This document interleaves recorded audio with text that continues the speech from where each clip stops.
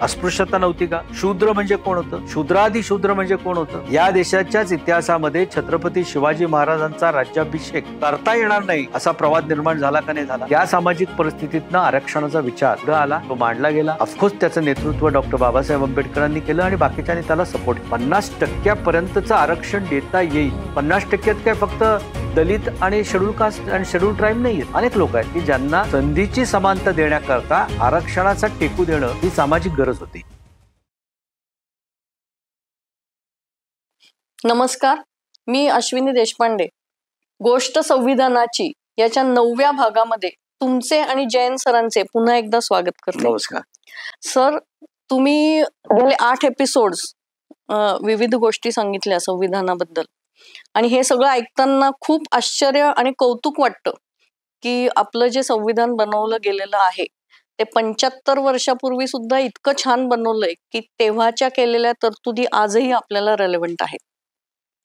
पण एक प्रश्न पडतो आहे की डॉक्टर बाबासाहेब आंबेडकरांनी त्या काळात आरक्षण जो मुद्दा घेतला त्यावेळेला त्यांना असं नसेल वाटलं का की त्यामुळे ह्या मुद्द्यावरून 75 वर्षांनी सुद्धा लोकांमध्ये भांडण होऊ शकतील, त्याची काही तरतूद केली नसेल का त्यांनी? मूळतः तुमच्या इथे थोडंसं तुम्हाला मी करेक्ट करेल. आरक्षण करते म्हणून डॉक्टर बाबासाहेब आंबेडकरांचा सगळ्या देशाला आदर आहे. बरोबर. आणि काही लोकांना त्याच्याबद्दल आक्षेपही असतील. परंतु जी काही तरतूद झाली अनुच्छेद 330 ते 342 प्रमाणे जे आरक्षण दिलं ते घटनाकारांनी दिलेलं आहे. डॉक्टर आंबेडकर हे एकटे सही करणारे नव्हते त्याच्यावर. 478 सह्यांनी त्याच्यावर सिग्नेचर्स केलेल्या आहेत. 22 समित्या होत्या वेगवेगळ्या विषयांच्या. त्याच्यातली एक समिती होती मायनॉरिटी कम्युनिटी. तिचे अध्यक्ष आंबेडकर नव्हते, S.C. मुखर्जी नावाचे गृहस्थ त्या कमिटीचे चेअरमन होते. डॉक्टर आंबेडकर हे ड्राफ्टिंग कमिटीचे चेअरमन होते. आणि मूळतः जे काही ऑब्जेक्टिव्ह रिझॉल्युशन्सनं प्रिॲम्बल समोर आलं त्या प्रिॲम्बल मध्ये काय सांगितलं आपण वाचलं त्याला. दर्जाची व संधीची समानता देण्याचं आश्वासन आम्ही देतो आहोत. ह्यामध्ये दर्जाची आणि संधीची समानता यामध्ये आरक्षण विसंगत आहे का? जर आज कोणाला आरक्षण या विषयाला आक्षेप वाटत असेल तर मूळतः त्यामधला सामाजिक जो अर्थ संविधान निर्मितीच्या वेळेचा आणि सामाजिक पार्श्वभूमी होती त्याचा मग विचार 75 वर्षाच्या या सगळ्या विश्लेषणामध्ये आपण केला पाहिजे ना. अस्पृश्यता नव्हती का? पिढ्यानपिढ्या लोकांना मनुष्याच्या पेक्षा कमी दर्जाचं आयुष्य दिलं जात होतं का नव्हतं? शूद्र म्हणजे कोण होतं? शूद्रादी शूद्र म्हणजे कोण होतं? या देशाच्याच इतिहासामध्ये छत्रपती शिवाजी महाराजांचा राज्याभिषेक करता येणार नाही असा प्रवाद निर्माण झाला का नाही झाला? का झाला? या सगळ्या पार्श्वभूमीवर जिथे सामाजिक दृष्ट्या जातीच्या आधारावर ज्यांना सगळं काही मिळालेलं आहे आणि जातीच्या आधारावर ज्यांना काहीच मिळालेलं नाही याच्यामधली दरी फार मोठी होती ना. 3-4% वर्सेस 90-95% अशी ती दरी होती. त्याच्यामुळे तो जो काही विचार होता तो केवळ दलित आदिवासी असा विचार नव्हता ना, तो सर्वांगीण विकास होता. म्हणूनच 50% आलं ना. 50% पर्यंतचं आरक्षण देता येईल. 50% काय फक्त दलित आणि शेड्यूल कास्ट आणि शेड्यूल ट्राईब नाही आहेत. अनेक लोक आहेत, वेगवेगळ्या जाती धर्माची लोक आहेत की ज्यांना संधीची समानता देण्याकरता आरक्षणाचा टेकू देणं ही सामाजिक गरज होती. त्या सामाजिक परिस्थितीतनं आरक्षणाचा विचार पुढे आला, तो मांडला गेला. ऑफकोर्स त्याचं नेतृत्व डॉक्टर बाबासाहेब आंबेडकरांनी केलं आणि बाकीच्यांनी त्याला सपोर्ट केला. आणि म्हणून घटनेमध्ये त्याचा एवढा विस्तृत समावेश झालेला आहे. आर्टिकल 330 ते 342 तो घटनेमधलं एक वैशिष्ट्य आहे भारतीय घटनेतलं. आणि त्या वैशिष्ट्याची पार्श्वभूमी सामाजिक आहे. 1000 वर्षाची मागची सामाजिक परिस्थिती आहे ना. त्या सगळ्या सामाजिक परिस्थितीचा विचार इंग्रजांनी त्यांचं राज्य करताना देखील केला. शेड्यूल कास्टच्या मुलांना, शेड्यूल ट्राईबच्या मुलांना, ओबीसीच्या मुलांना शिक्षण घ्या. तिथं भारताच्या सरकारनं पुढे अजून त्याच्या वेगवेगळ्या योजना आणल्या, परंतु तो काळच असा होता की त्या लोकांना शिक्षित करणं ही काळाची गरज होती. तो इतका मोठा समाज होता, बहुजन समाज होता, शेतकरी, कुणबी, आजही आपण बघतो ना कुणबी, या सगळ्या पार्श्वभूमीवर आरक्षणाचा जो विचार होता हा सामाजिक विचार होता. त्याचं नेतृत्व बाबासाहेब आंबेडकरांनी जरूर केलं असेल, कारण त्यांना त्याचे चटके त्यांनी स्वतः भोगलेले होते. परंतु त्याला संपूर्ण त्या सभागृहाचा, त्या तत्कालीन संविधान सभेचा संपूर्ण एकमतानं पाठिंबा होता. अच्छा, बरं. त्यामध्ये आता पुढचे 75 वर्ष भांडणं होतील का, हा जो विचार आहे तो विचार निश्चित झालेला आहे. तो विचारामध्ये अपेक्षा अशी होती की पहिले 10 वर्ष बघूया आपण. तुम्ही संविधान काढून बघा, त्या सगळ्या व्यवस्थेमध्ये असं आहे की हे पहिल्यांदा 10 वर्ष आपण इम्प्लिमेंट करूया. याचा अर्थ 10 वर्षात संपुष्टात आणा असा नाहीये.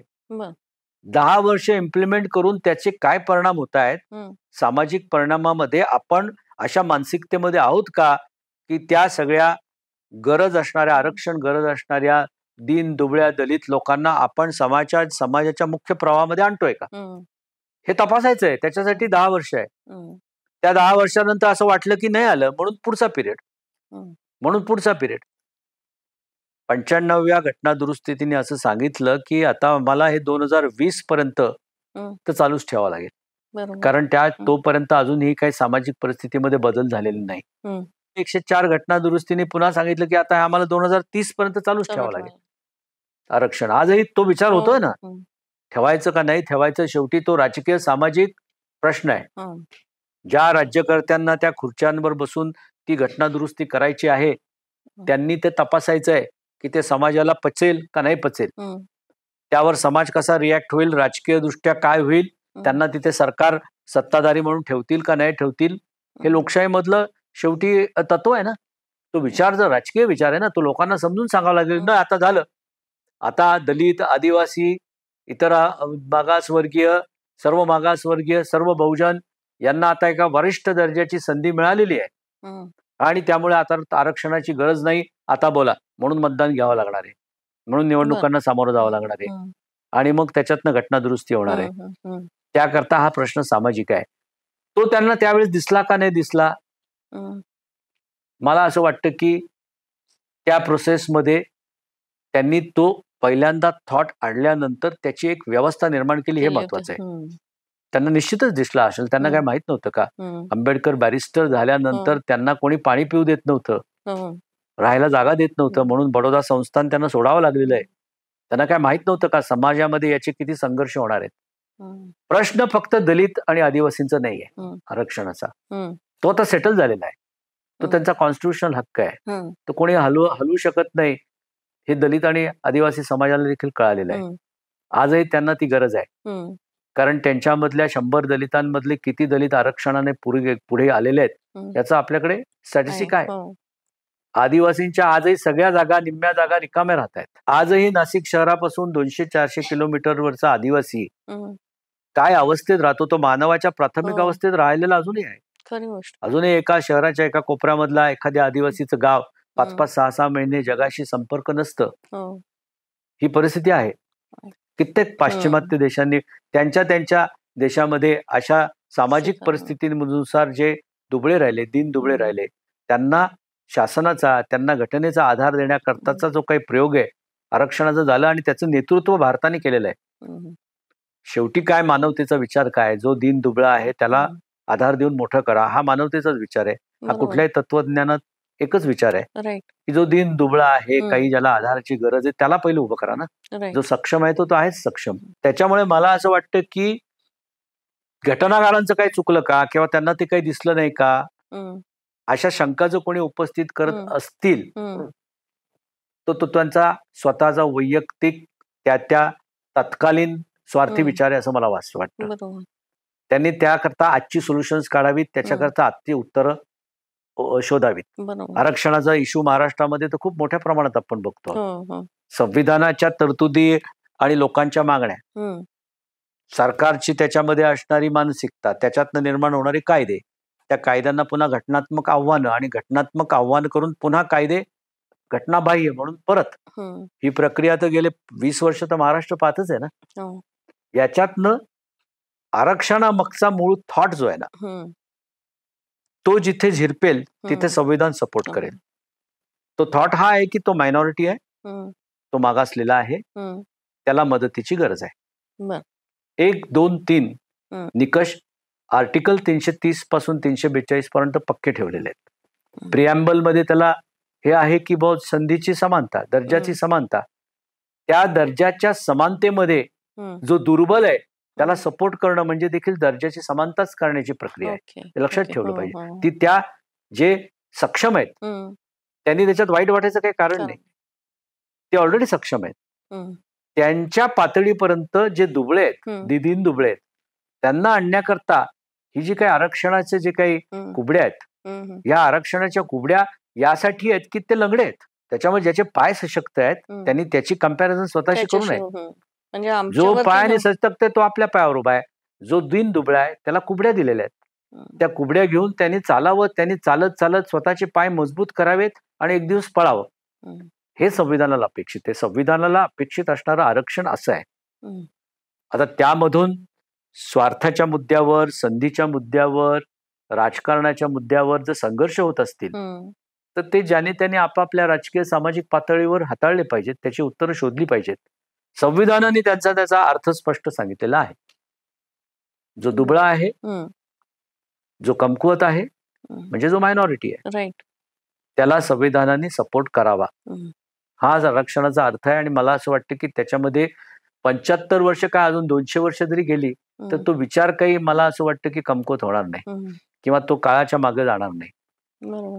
इनफॅक्ट तो विचारच काळाला म्हणजे मानवाला पुढे नेणारा विचार होता. आणि त्याच्यामुळे तो विचार जो आहे तो विचार घेऊन समाजानं निश्चित प्रगती केली आहे. नाहीतर इतक्या वाईट परिस्थितीमध्ये असणारी अस्पृश्यता, समाजाचं विभाजन, कुठल्या वेगवेगळ्या पातळीवर, मंदिरामधला प्रवेश असतील, तो शूद्रांचा असेल, तो महिलांचा असेल, तो अनेकांचा असेल, किती विषमता समाजामध्ये होती. आणि म्हणून आंबेडकरांनी सांगितलेलं आहे ना की we are entering in to an era of contradiction. एकीकडे समानता आहे आणि एकीकडे असमानता आहे. दुसरं त्यांनी हे पण सांगितलं की आता संविधान निर्माण केलं, कितीही चांगलं संविधान निर्माण केलं आणि ते वाईट लोकांच्या हातात गेलं तर त्याचे परिणाम वाईट. आणि कितीही वाईट संविधान केलं आणि ते चांगल्या लोकांच्या हातात गेलं त्याचे परिणाम चांगले. हेच शेवटी सगळ्यांनी मतितार्थ म्हणून संविधान सभेच्या शेवटी ज्यावेळेस संविधान स्वीकारताना मांडलेले विचार आहेत. त्यामुळे मला असं वाटतं की आपण त्याबद्दल घटनाकारांचं विश्लेषण करण्यापेक्षा, असू शकतं इतिहासामध्ये पण चूक बरोबर असू शकतात, पण त्याच्यातनं काय निष्पन्न होत नाही. आजच्या परिस्थितीत, आजच्या वस्तुस्थितीला काय उत्तरं आहेत आरक्षण या विषयाची, ती त्यांनी ज्याची शोधली पाहिजेत. आणि ज्याला फसवी सोल्युशन न देता त्याला काहीतरी कॉन्क्रीट सोल्युशन्स काढली पाहिजेत, तरी भांडणं कमी होतील. बरोबर आहे. म्हणजे तुम्ही जे म्हणताय की दुर्बलांसाठीच बनवली, म्हणजे ज्यांना आरक्षण नाही असं त्यांना वाटत असतं की आरक्षण आमच्यावर अन्याय होतोय का असं वाटण्याचं काही कारण नाही. इंदिरा साहनीने सांगितलंय की 50% जागा रिकाम्या ठेवा. त्याच्यानंतर 10% इकॉनॉमिकल बॅकवर्डचं रिझर्वेशन आलं, आता 60% झाले. ते इकॉनॉमिकल बॅकवर्डच्या रिझर्वेशनला कोणाचाच विरोध नाहीये. आता 60% झाले, 40% रिकामे आहेत ना. ज्यांना संधी करायची आहे, जे म्हणतात आम्ही सक्षम आहोत, त्यांना 40% मोकळे आहेत. सुप्रीम कोर्टाने सांगितलं याच्यापेक्षा जास्त नाही करता येणार. 10%चं इकॉनॉमिकल बॅकवर्ड रिझर्वेशन देखील चॅलेंज झालं आणि 22 साली सुप्रीम कोर्टाने सांगितलं ते कॉन्स्टिट्युशनल आहे, बेसिक स्ट्रक्चरच्या मध्ये बसणारा तो निर्णय आहे आणि त्याप्रमाणे त्याला व्हॅलिड केलेलं आहे. त्याच्यामुळे 50% जात आणि बाकी याच्या आधाराचं आरक्षण, 10% इकॉनॉमिकल, 60%, 40% ज्यांच्यामध्ये ताकद आहे त्यांनी लढावं. देश इतका समृद्ध करावा, इतका सुदृढ करावा की या 60%च्या आरक्षणाची गरज राहणार नाही. त्या दिवशी त्या वेळेचे राज्यकर्ते विचार करतील आणि संविधानामध्ये तशी तरतूद आहे. तरतूद सगळ्या आहेत. त्याचा वापर आता आणि इम्प्लिमेंटेशन ज्यांनी त्यांनी आपापल्या बुद्धीप्रमाणे त्या काळात करायचंय. बरोबर आहे. अजून एक असं विचारावं असं वाटेल की इथे जनहित याचिका ही म्हणजे त्याच्याबद्दल तुम्ही काही सांगू शकाल? पूर्वी असं होतं की एखादा वाद झाला तर अ विरुद्ध ब वाद आहे, दोघ जण कोर्टात जायचे. पण पुन्हा विचार तोच आहे की समाजामध्ये अशा अनेक घटक आहेत की ते जाऊ शकत नाही. बंधुआ मुक्ती मोर्चा, दगडखाण मध्ये बिडबिगारीमध्ये आयुष्य जगणाऱ्या लोकांनी आयुष्याला वैतागून सुप्रीम कोर्टाला एक पत्र लिहिलं साधं पत्र लिहिलं आणि त्यातून बंधुहा मुक्ती मोर्चाची केस निर्माण झाली. लोकस स्टँडी, अन्याय कोणावर तरी झालेला आहे, तो न्यायालयाच्या दारापर्यंत येऊ शकत नाही, म्हणून दुसरा माणूस जाऊन जनहितार्थ ते म्हणणं मांडतोय. That is public interest. आणि न्यायमूर्ती व्ही आर कृष्ण अय्यर आणि न्यायमूर्ती पी.एन. भगवती यांचं सतत या देशामधल्या सामाजिक भान असणाऱ्या लोकांनी स्मरण ठेवलं पाहिजे. त्यांनी ही तुम्हाला दारू उघडी करून दिली. लोकस स्टँडी या शब्दाची व्याख्या त्यांनी जनहितार्थ इतकी व्यापक केली की कुठल्याही गोष्टीबद्दलचा जो काही आहे तो विचार, जनहिताचा विचार आता तुम्ही पब्लिक इंटरेस्ट लिटिगेशन मधनं मांडू शकता. आणि म्हणून त्यामधल्या खूप महत्वाच्या ज्या काही केसेस आहेत, AKBS संघ, SP गुप्ता, बंधुआ मूर्ती मोर्चा, मेहता, या अशा सगळ्या केसेसनं खूप चांगलं व्यापक केलंय. आता अर्थात एक दुसरा त्याचा पैलू समोर आलाय, म्हणजे यूज का मिसयूज. हा आपल्याकडचा नेहमीचा संघर्ष आहे. कायद्याचा यूज का मिसयूज. याच्यामध्ये आपल्याकडच्या विचारवंतांचं विश्लेषण असं आहे की आपल्याकडे 60% मिसयूज आहे आणि 40% यूज आहे. कुठलाही कायदा आला की पहिल्यांदा त्याचे मिसयुजर्स पहिले त्याचा वापर करतात. मग ते महिलांचा असो, खरा महिलांना त्रास असणाऱ्या 40% महिला पण येत नाहीत, 60% जे दुसऱ्या काही कारणानं करायचा असाच येतोय, असा अर्थ आहे. अशा वेगवेगळ्या सामाजिक न्यायाच्या कायद्यांच्या बद्दलची परिस्थिती तीच पब्लिक इंटरेस्ट बद्दलची. आता कोणाच्या तरी 2, 3, 4 व्यक्तिगत भांडणामध्ये आता जनहित याचिका काम करू लागलेल्या आहेत आणि त्याच्यामुळे सुप्रीम कोर्ट, हायकोर्ट त्याच्याबद्दल दक्ष आहे. त्याचे वारंवार नियम केले जातात. त्या नियमात ते बसलं पाहिजे. जर खोटी जनहित याचिका झाली तर ₹1,00,000, ₹2,00,000 दंड आहे त्याच्यावर. त्या नियमांमध्येच दिलेलं आहे. तितकं सोपं नाही राहिलेलं. खरोखर जनहित असेल तर त्या जनहिताच्या आधारे अनेक याचिका झाल्या आणि अनेक आता हे परवाचं 103वी जी अमेंडमेंट होती, इकॉनॉमिकल आधारावरचं आरक्षण, ती चॅलेंज झाली. पण जनहितामध्येच ती जी काही आहे ती जनहित याचिकेमध्येच तिला कायम करण्यात आलं. त्याच्यामुळे हे चालू राहणार आहे. जे खरं जनहित आहे त्याच्याकरता या ज्या काही सगळ्या जनहित याचिका आहेत ते तुमचं काम अधिक समृद्ध करणार आहेत, संविधानाचा विचार मोठा करणार आहेत. त्याच्यामुळे तो अतिशय एक महत्वाची क्रांती आहे. संविधानाच्या या सगळ्या चळवळीमधली एक महत्वाची क्रांती आहे. आणि मला त्याबद्दल न्यायमूर्ती व्ही आर कृष्ण अय्यर आणि पी.एन. भगवतींचं खूप खूप या ठिकाणी स्मरण करावंसं वाटतं, त्यांना वंदन करावंसं वाटतं. खरी गोष्ट आहे. त्याचबरोबर अजून एक इम्पॉर्टंट म्हणजे राईट टू जस्टिस, ह्याच तर त्याने आपल्याला किती एम्पॉवर केलेलं आहे. मूळतः काय आहे की कायद्याचं राज्य आपण म्हणतो ना, संविधानानं काय निर्माण केलं, कायद्याचं राज्य. कायद्याचं राज्य म्हणजे काय तर न्याय. न्यायानं चाललं पाहिजे. न्याय हा सगळ्यात वरचढ असला पाहिजे. सुप्रीम कोर्टामधलं लुबो आपण बघतो, त्याच्यावर काय लिहिलेलं आहे, यतो धर्मस्थ ततो जयः. ज्याच्या बाजूनं धर्म असेल म्हणजे ज्याच्या बाजूनं सत्य असेल त्याचा विजय हो. दुर्योधनानं आपली आई गांधारीला महायुद्धाच्या आधी जाण्यासाठी आशीर्वादासाठी ज्यावेळेस तो गेला त्यावेळेस गांधारीनं 100 मुलांचा नेता आपला महायुद्धाला जातोय, त्याला आशीर्वाद काय द्यायला पाहिजे, यशस्वी भव असाच आशीर्वाद द्यायला पाहिजे ना. कोणती आई काय बघेल की माझ्या मुलाचं आयुष्य, त्या आईनं आणि जिचं सांस्कृतिक दृष्ट्या आपण नेहमी स्मरण ठेवलं पाहिजे, तिने सांगितलं काय, यतो धर्मस्थ ततो जयः. ज्याच्या बाजूने धर्म असेल त्याचा विजय हो. धर्माचा अर्थ सत्याशी आहे. आता धर्माचे अनेक अर्थ लोक लावतात आणि अनेक अर्थाने ते बोलत असले तरी धर्म म्हणजे सत्य. आणि म्हणून न्यायाचं तत्व काय की सत्याचा विजय हो. सत्यमेव जयते असतं ना, सगळ्या न्यायालयांच्या मागे तुम्ही गेला पाठीमागे दिलेलं काय असतं, सत्यमेव जयते. त्यामुळे सुप्रीम कोर्टातलं ते ब्रीदवाक्य आहे. त्याच्यामुळे ही न्यायाची प्रक्रिया जी आहे ती महत्वाची आहे. लोकशाही टिकवायची असेल आणि म्हणून ते आपण बघितलं केशवानंद भारतीमध्ये नानी पालखीवालींनी सांगितलं की अनलिमिटेड पॉवर तुम्हाला दिल्या आणि एक दिवशी तुम्हाला वाटलं की हे न्यायाधीश काय उपयोगाचे, आपल्याला त्रास देतात आणि तुम्हाला सुप्रीम कोर्टामधलं आर्टिकल 124 काढून टाकलं. गेले सुप्रीम कोर्ट 214 ते 221 आर्टिकल ड्रॉप करून टाकले गेला हायकोर्ट, मग काय कराल? मग तिथे प्रश्न उपस्थित राहतो की हेच होता कामा नये. आणि म्हणून बेसिक स्ट्रक्चर मध्ये आलं की न्याय व्यवस्था हा मूळ ढाच्याचा भाग आहे, तो कोणाला हलवता येणार नाही. त्याच्यामुळे न्याय हा महत्वाचा आहे. आणि त्यासाठी संविधानामध्ये जी सगळी व्यवस्था केलेली आहे ना, त्यामधला सगळ्यात महत्वाचा भाग काय की ते स्वायत्त ठेवा. म्हणून छोटा मोठा त्या स्वायत्ततेला कुठे टच झाला तर लोक सेन्सिटिव्हली त्याच्यावर रिॲक्ट होतात. आपण पाहतो न्यायाधीशांना ते व्रत घेऊन जगावं लागतं ना. ते असेल तयारी तर करावं, नाही तर त्या भानगडीत पडू नये. काही सोपं नाही, सतीचं वाणच आहे ते. तर ते त्या दृष्टीने अत्यंत महत्वाचं आहे. संविधानाचं रक्षण न्यायालयाने केलंय, न्यायालयाचं रक्षण संविधानाने केलेलं आहे. दोघं एकमेकांना, जसं आपण डायरेक्टिव्ह प्रिन्सिपल्स आणि फंडामेंटल राईटला म्हटलं की ते सप्लिमेंटरी आणि कॉम्प्लिमेंटरी आहे, तसं संविधान आणि न्यायालय एकमेकांना सप्लिमेंटरी आणि कॉम्प्लिमेंटरी आहे. त्याच्यामुळे न्यायाचं महत्व अत्यंत आहे. जर न्याय टिकला तर संविधान टिकेल, आणि संविधान टिकलं तर न्याय टिकेल. इतके एकमेकांशी कोरिलेटेड आहेत. बाकी आपण सगळे त्याच्यामधले एक एक काय आहेत त्या सगळ्या पूरक व्यवस्था आहोत. या दोन व्यवस्था महत्वाच्या आहेत. आणि मला असं वाटतं की त्या म्हणून कायदा मंडळ, न्यायपालिका या मजबूत राहायला पाहिजे.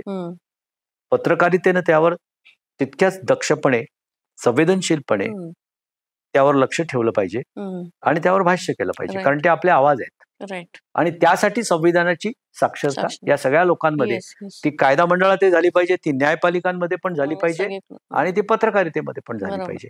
गरज आहे. या पुस्तकामध्ये न्यायमूर्ती ओक असं म्हणतात याची प्रस्तावना लिहिताना की first stakeholder of the constitutions are a lawyers and the जजेस, because they will interpret the law. अगदी खालच्या कोर्टामध्ये सर्वोच्च न्यायालय सोडून द्या, जामीन कोणाला द्यायचा? आर्टिकल 21 आहे ना. कुठल्याही माणसाच्या आयुष्याला आणि त्याच्या व्यक्तिगत स्वातंत्र्याला महत्व आहे. मग जामीन म्हणजे काय? त्याला अटक करणं. त्याच्या स्वातंत्र्याला महत्व आहे. योग्य तो निर्णय द्या. कॉन्स्टिट्यूशन समजून घेऊन द्या, आर्टिकल 21 समजून घेऊन घ्या. फक्त ते तिथलं 2 CRPC IPC पाहून नका देऊ.